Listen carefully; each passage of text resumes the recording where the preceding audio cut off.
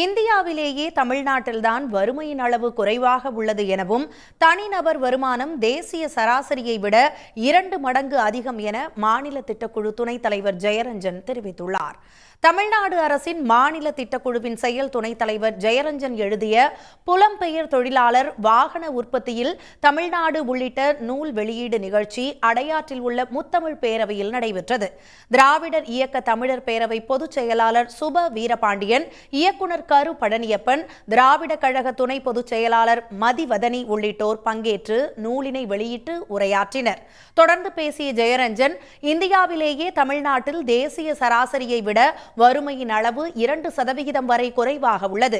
மேலும் தனிநபர் வருமானத்தில் தேசிய சராசரியை விட தமிழ்நாடு 2 மடங்கு அதிகமாக உள்ளது என தெரிவித்தார்.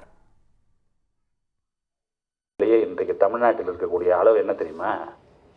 Multi dimensional poverty index. இதெல்லாம் நம்ம சொல்லலை, நம்மளது டெல்லியில் இருக்கக்கூடிய நித்தி ஆயோக் சொல்லக்கூடிய நம்பர் என்ன அப்படின்னு கேட்டிங்கன்னா, இந்தியாவிலேயே மிகவும் குறைவாக 1.5 விழுக்காடு 2 விழுக்காடு இருக்கிறது தமிழ்நாட்டில் தான்.